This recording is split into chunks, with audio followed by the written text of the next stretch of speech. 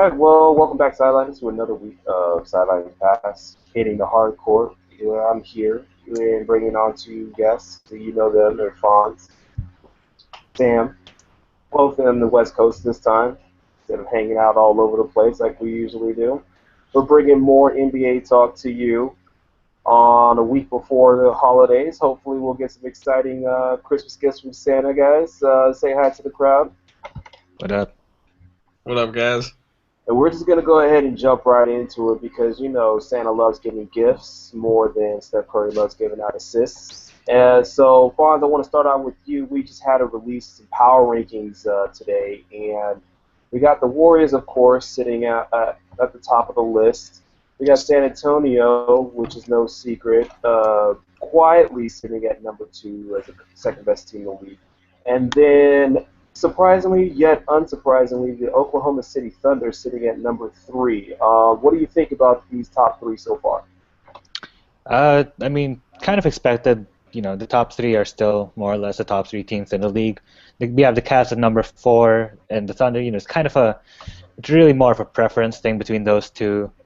The Thunder have been good, not great, but it's kind of understandable, right? They have a new coach who's trying to make the team, less dependent on both Westbrook and Durant, but then also you kind of have to, make use of them. But like you really limit yourself by, not having Kyle Singler, Anthony Morrow, or even Steven Adams step up, and they will need them in the playoffs because everybody's gonna double or triple both Durant and Westbrook, and if Morrow can score 15 points in a playoff game, then I don't think they're gonna be a really competitive team. But if they figure it out, then they could all go all the way back to the finals since 2012, when we all expected them to be there every single year. Well, Sam, do you think that at the 3 and 4 spot that Cleveland and the Thunder are interchangeable? Is it that close, or are we looking at just a result of two teams playing as good as they can be at those spots so far? Yeah, I think definitely the Oklahoma City Thunder are playing better at this point. Cleveland's a good team. The problem with Cleveland is that we're seeing them not at their full state. Kyrie's just coming back, I think, Saturday. At least he just announced that he'll be back, I think, probably for his next game. So it's been interesting to see Cleveland. Obviously, they're a great team. Tristan Thompson, Kevin Love, LeBron James heading them up. But the problem is that Oklahoma City has been much more consistent, and they look like they can be a contender. Westbrook and Durant, you can't double both of them at the same time. That's going to leave three guys open. So the thing is with them is they've got Serge, Enes Kanter coming off the bench. Morrow's fine, yeah, but I think you're going to see a lot of productivity with those two guys, especially up at the top. And Oklahoma City, yeah, the West is not as good as it was last year, but they've still been very consistent in who they've been beating. So I think they deserve the 3 spot, and I think Cleveland has been good, but not as good as the Thunder. So does that make the Cleveland Cavaliers sort of the dark horse to overtake the one of the top 3 spots in the overall power rankings, or do you think that maybe they've just had a stroke of luck as of late? I think basically Cleveland isn't a dark horse. They're an obvious candidate that could come in and take over the third, especially when Kyrie gets back. I think we're all forgetting how immensely talented Kyrie is. Why? Because when we got to the finals, he shattered his kneecap and was out, and we've kind of forgotten him, right? Because he wasn't in the big games. Now, Love's been playing with LeBron this year, so we're reminded that Love is good. And they're going to bring Kyrie back, and we're going to have to see what happens if Love's going to go back into a Bosch-like state when, it was Wade, LeBron, and Bosch, or if we're going to see Kyrie come in and if they're going to ease him in. But I think absolutely they're not a dark horse candidate. They're a legit candidate to take over the third spot. Okay. So, well, with that, let me ask you, Fonz, how likely is it that we see a team like the Cleveland Cavaliers overtake a team like the Spurs or the Thunder? I mean, it's we'll have to see like how everybody fits in once Kyrie comes back because he's going to take a ton of shots. And as Sam said, like will Love become more of a spot-up shooter instead of being more of an active contributor to the offense as he is now. Um, I mean, it makes sense that once Kyrie returns, there'll be like a small boost in it where they'll more or less feature him, and we'll be reminded of how much of a like wonderful scorer he is. And LeBron will really benefit since he won't be carrying the load every single time. He won't be crashing on into Jason Day's wife on a daily basis, which is terrible. Yeah, so if when Kyrie returns, they'll probably be really good. I mean, they're playing the 76ers tomorrow, so we'll see just how prepared he is. This is more or less like a training game for him. And he'll probably take anywhere from like 25 to 30 shots tomorrow, just to get back into the rhythm of the game. But, if there's like some conflict, Kevin Love will think, oh crap, like I'm not getting as many shots as I deserve or as I was getting earlier in the season. Then, we may see some fraction there, if David Blatt isn't able to reel them in or if LeBron isn't, is a little too tough on them as he has been this year. It's kind of surprising, that LeBron is being such a brooding superstar now instead of being just like kind of the happy guy that he has been his entire career. Probably taking the page out of Kobe's book. And speaking of the Mamba and all things LA, new team cracking the top 10 list, Los Angeles Clippers. Fonz, what do you make of the Clippers finally making this list? I mean, finally, I guess, like, they haven't been as, like, we had high expectations. They brought in Josh Smith, they brought in Lance Stephenson, who's, he's extremely talented, but, not a fantastic player. And he hasn't been playing that much, the entire year. When he's been good, he's been great. He's a wild card type of guy. He can do so many things on the court. Same thing with Josh Smith, but, Doc is, I think he's still kind of trying to figure out the rotations. Like, this Lance is better off coming off the bench where he'll have more control on the offense. He'll be able to dribble the ball, do Lance things, which is like, little pocket pass here and there. Or, do we include him in the starting lineup so that he gets warmed up right away? But it really is more of a consistency issue with these guys. Like, they're immensely talented. They brought in DeAndre. They still have Blake and Chris Paul, two of the top 10 players in the league, and yet they just haven't been as good as they should be. It's kind of a weird thing where the core has been together for a while, and yet it doesn't seem like they're flowing exactly. When they're, and when everybody's really working together, they're great. But like yesterday, they lost against the Spurs, and we just saw how good the Spurs are in terms of everybody knows what everybody should do on the court, and the Clippers are kind of like, oh, Chris Paul, kind of carry us. Blake, kind of take the big shots. Nobody else is really stepping up and trying to make things happen for this team. So, Sam, what do you think, just to follow up with that, are the Los Angeles Clippers the 10th best team in the NBA right now? I think yeah, they're definitely the 10th best team, and they should be in the top 5, but they're not. That's the frustrating part about the Clippers. You think about it, just off the top of your head when you think about talent on teams. Okay, Cleveland, Golden State Warriors, absolutely. San Antonio Spurs, of course. Oklahoma City Thunder, yes. And then you've got Blake Griffin, DeAndre Jordan, Chris Paul. Chris Paul is one of the all-time best point guards ever. He's an incredible player. And yet, why? So it comes down to this. I think we're seeing a couple of different things. Doc Rivers, when he can't set a rotation, likes to keep experimenting, and I think that's we're at the point of the season where we need to settle. And Mbada Mute is not going to be your guy in the finals. I think that's a terrible decision. I think we need to see Wesley Johnson there right now. I think I think Doc has the interesting opportunity to turn him into a Trevor Ariza. Or I think we also might see a trade for Trevor Ariza as the Rockets implode, and there's so many trade rumors going on with whether it's Ty Lawson, who probably no one will trade for and will get bought out and possibly go to China. Whether it's Dwight Howard, who now that Kobe's retiring, I don't know why there aren't more any stories about this, but I think Dwight might actually seriously be thinking about going back to LA. Which might be an interesting thing for the Clippers if they want to think about trading Jordan for Howard. I think Howard's a cancer for your locker room and can get people fired all the time. But I think it's a really interesting thing that we're seeing. But I think also we need Doc to settle on a three, whether that's Paul Pierce, Wesley Johnson, Lance Stevenson. I think it should be Johnson, or they need to trade for Trevor Ariza or Jay Crowder if the Celtics continue to keep dying. But also, we're seeing Chris Paul finally in his declining years. His PER is down, his assists are down, his overall efficiency is, I think, pretty much the same, but it's on the lower side of his career averages.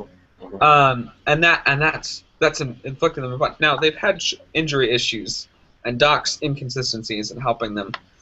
But boy, they need some help, and they really should be at least top 7, if not top 5. But they're not playing like a team. I think Fonz is absolutely right when he points out there are moments where it just feels like the team is apathetic, and they say, Blake, take us. CP3, take us. And it's like, no, guys, you don't understand. Like, the media makes it an individual sport. You guys are the ones that are supposed to remind us that it's a team sport. Exactly. Now, it's interesting that you bring up Trevor Ariza because we're going to get to the key defensive players in a second. I want to talk about for a moment, just to do a quick contender for you, talking about the power rankings to close this out. So a couple of surprises on this list, and teams that have just jumped into this list were not ranked or even mentioned the prior week. So real quick, Sam, contender, pretender, Charlotte Hornets. Yeah, the Charlotte Hornets are a pretender team. They're not a contender team. I think, I wrote this on the power rankings. They're in a not contender playoff team mode, and I think that's because overall the East is better this year. I mean, they've been picking in the lottery for the past 5 years, so of course they're going to get better at some point. But the Hornets are in this mode. They have Al Jefferson, got busted for a 3rd time on marijuana use, which is just, that's hundreds of thousands of dollars that I would love for the NBA to send me. But they're right down the street from Tobacco Road. You wouldn't. I mean, Tobacco Road. Tobacco Road. So, sometimes kind of gets mixed in there, whatever. But and obviously Lance Stevenson off their team has been great for them. And where was everybody on Nicholas Batum? Nicholas Batum would have been an absolutely incredible addition for any team. The Spurs, I really thought he was going to the Spurs. I thought the Spurs were that'll be Kawhi's backup. The Clippers could evidently use him. The Legion of Batum just disappeared overnight, and Charlotte picked him up, and he's been absolutely great for them. But no, they're a pretender. They don't have the ability to contend on a defensive level without Kid Gilchrist to take out LeBron, or to really match up with the kind of flexible and circulating rotation of the 4 bigs in the Bulls. So when it comes down to it, they might be a 3 seed, they might be a 4 seed, they might be a 5 seed, but they're not a contender. Okay. And Fonz, a quick pretender for you. Different team, Indiana Pacers. Well, contender more in the sense that they'll be in the the Eastern Conference Finals picture, but they're not going to make the finals. It's just impossible. Paul George is a legit MVP guy. He is wonderful, wonderful player. I mean, by far one of the most versatile guys we have in the league right now. But like he's shooting extremely well, like much better than he's ever shot before. Maybe that's a result of the practice he's got when he was out last year. But I don't think he hasn't shown that he's capable of doing that throughout an entire season. And they need some other guys to really step up. Like Paul George is carrying the team, but he's coming off a major surgery, major injury. So I don't think they should really make him carry the team as much as they are right now, because he'll just break down in the playoffs, and teams will double up on him. And I don't think anybody else in the roster can really carry. I mean, they have Monte Ellis, but Monte Ellis have it all. But like, I don't think he will be able to really be a dominant scorer in the playoffs, or when they're facing a really good team, like if they're facing the Cavaliers in the conference finals. I don't think Monte will really step up and be able to be the guy to bring them to the promised land of the finals. And they're relying on CJ Miles and Yad Mahimi as like really key contributors. And those guys are, they're vets, but they're really not the kind of guys you want to rely on to be your, your like third or fourth option on offense. So wouldn't say semi-contender. So it wouldn't be too much to say that they can contend in the East. However, they won't have enough personnel. Yeah, like they'll run out of steam Okay. at some point. Like Game 3 of the AC Conference Finals, the Cavs will figure them out and then just destroy them. We'll give it a couple of weeks to figure that out and let all that hash out. But in the meanwhile, let's get back to a couple of things about defensive players, key additions, and for the most part, the improvement of some players. And I misspoke earlier, so we wanted to highlight at this segment of this episode a key contributor to our community is Sidelines Sports. And we want to take an article and feature on this segment, and then kind of dissect a section or an idea that this contributor has broken down already. We want to sort of go a little bit further with it, speak on any key points on it. And today, our key contributor is Nick Ostiller, and he is been a long-time contributor of Sidelines, and he brought to us the question of who, at this point in the season, since a quarter of the season has been underway, the most improved player from a year-over-year basis.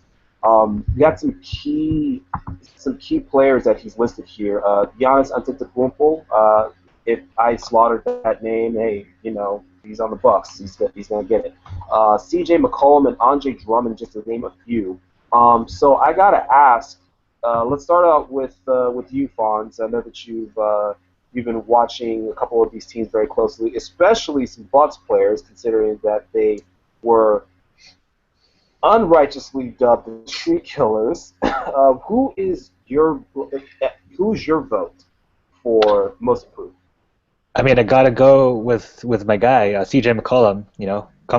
I go to Lehigh. He's from Lehigh. He's arguably our best basketball player ever, and he has really become a kind of a dominant scorer in this league. This is really surprising. The other guys, Antetokounmpo, Reggie Jackson, Andre Drummond, they've all gotten a significant amount of minutes. Drummond is has been playing since the start, since he came into the league. Same thing with the other two. And CJ, kind of came out of nowhere, unless you were really a big-time Blazers follower.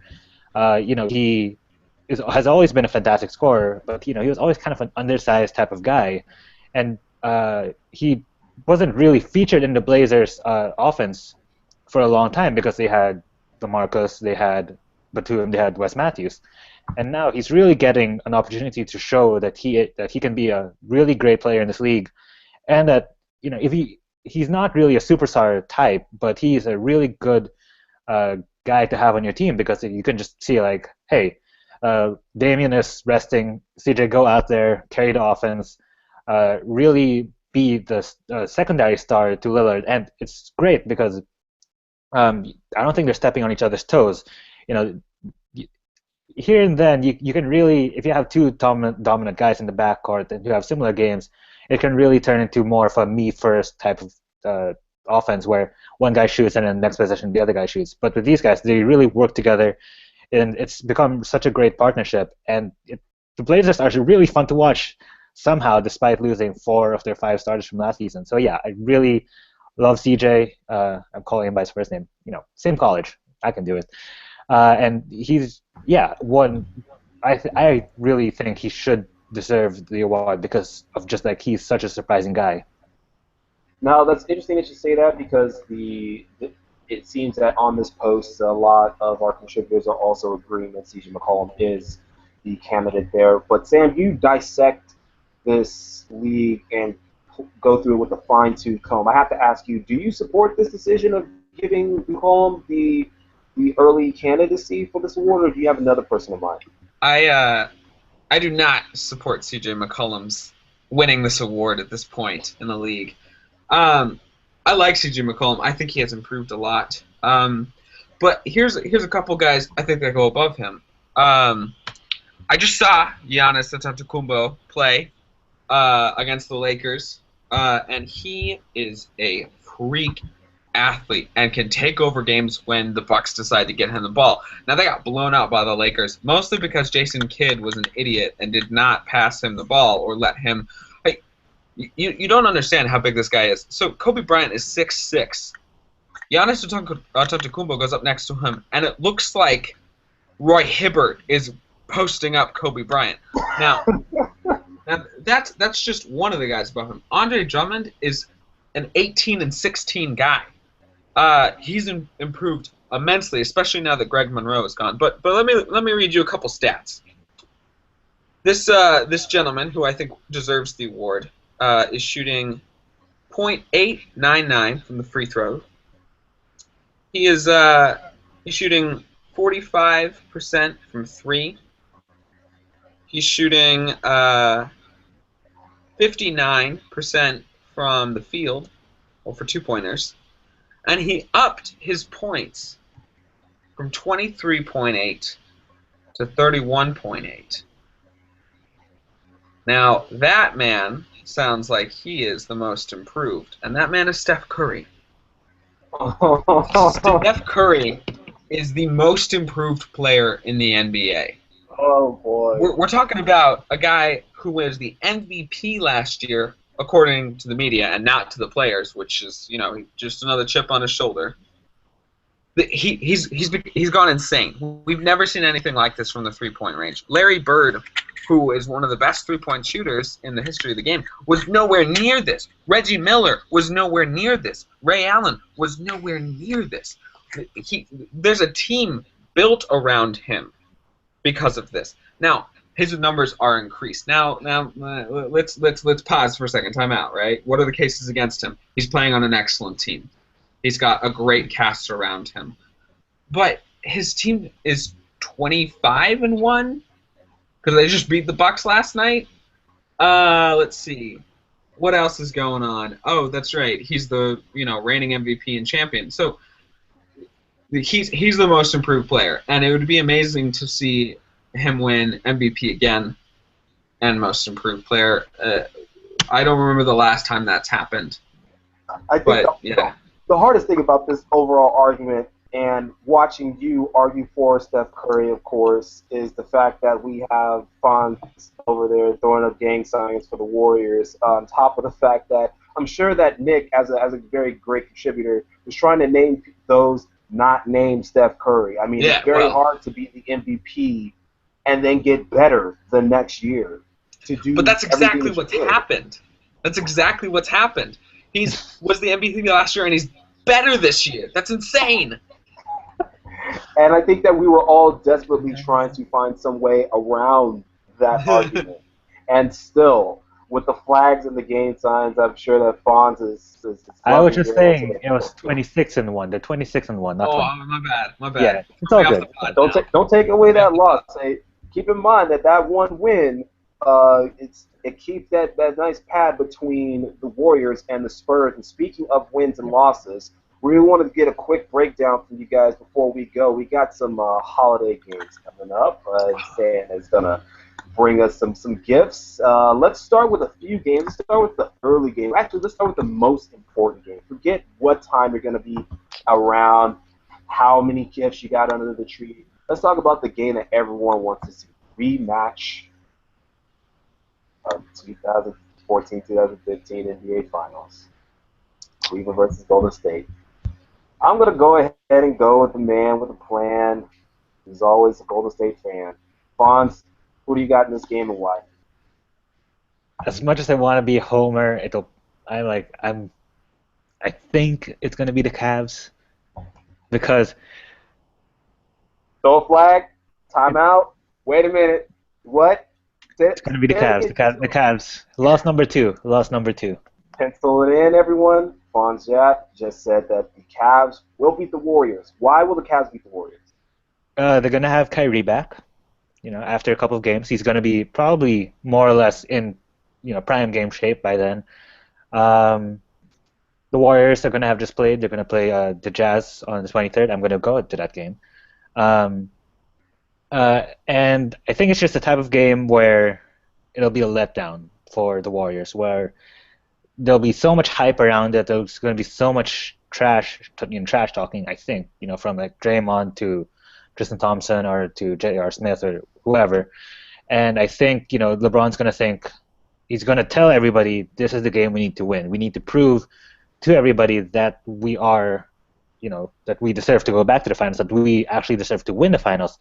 Love and Kyrie are going to be extra motivated to do well in this game because, they didn't play. Love played like 1 or 2 games, but they didn't play in the finals. They didn't have a big impact on the finals, so they're going to be thinking, "Hey, it's time for us to prove that if we were healthy, we would have won the finals, and we could have."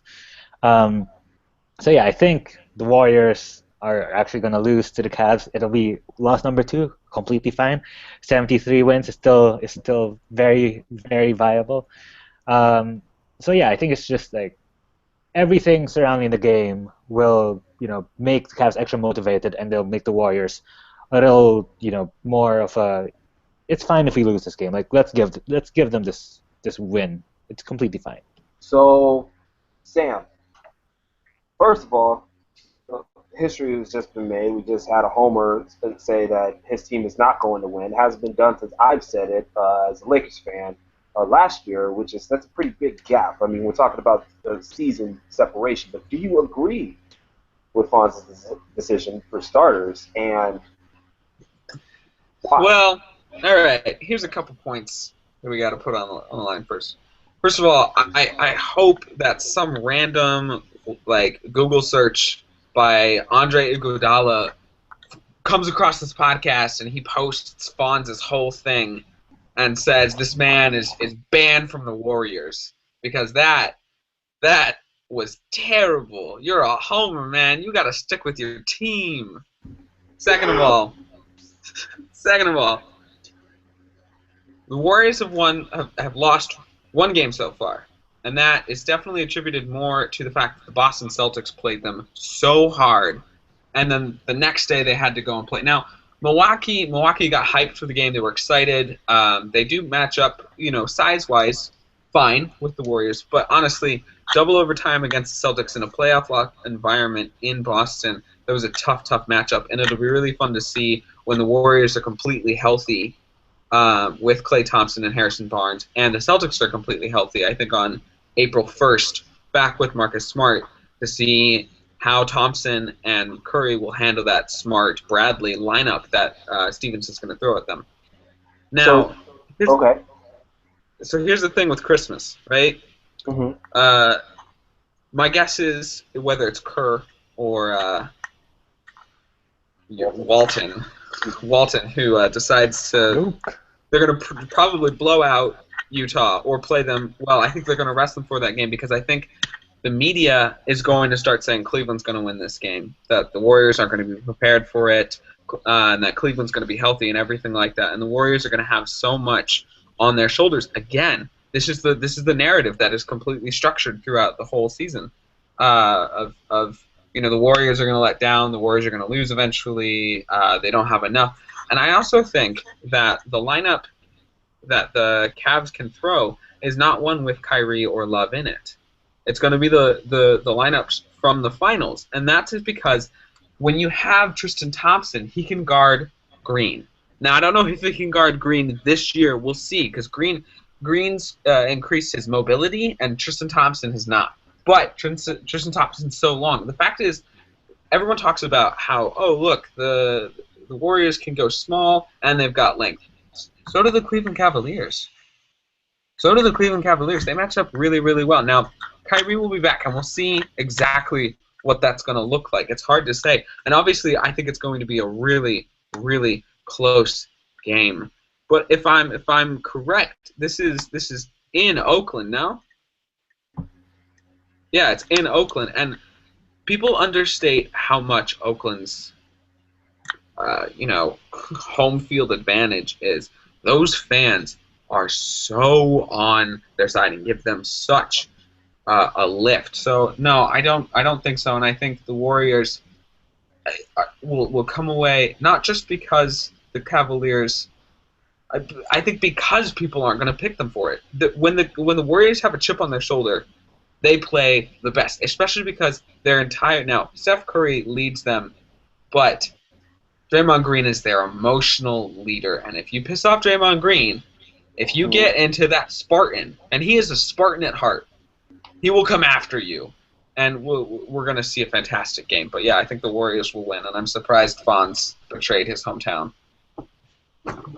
So before we see the town of Oakland either burn to the ground or be lit up with another parade like they just won a championship, just want to remind you all that there are 4 other games going on that day. It's New Orleans at Miami, of course, that we're watching a somewhat floating Miami, not a kind of losing a few games in between. They're going to try and find themselves, and a New Orleans team that has been somewhat disappointing this year. Hopefully, that's going to be the early game.Moving quickly into Chicago at Oklahoma City, you're talking about 2 teams that everyone puts into the prospective conference finals, but are not exactly playing like it right now. They just do a little bit more to get over that hump.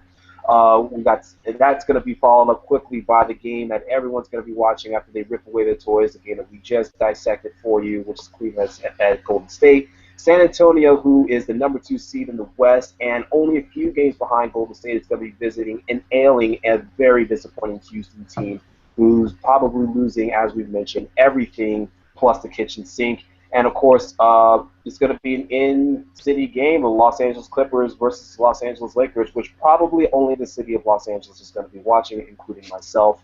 I'm, of course, going to be rooting for the Lakers to give another Mamba moment. Hopefully we get some more dunks to add to our highlight reel. Just to take away one quick thing, guys, so we're going to be wrapping this up, and we're going to be trying to do this again after the holidays, so you'll be missing us for a couple of weeks. If you like to follow us, find us on sidelines.com. There's Sam Williams, Fawn Jack. You can find us. And Fawn's, go ahead. We'll start with you. Where can we find you at? Can we find you on Twitter? Can we find you on Facebook? Yelp. Yep. I mean, I'm not really on Twitter. I mean, I just follow it for the basketball news mostly. So I'm not that active, so don't follow me on Twitter.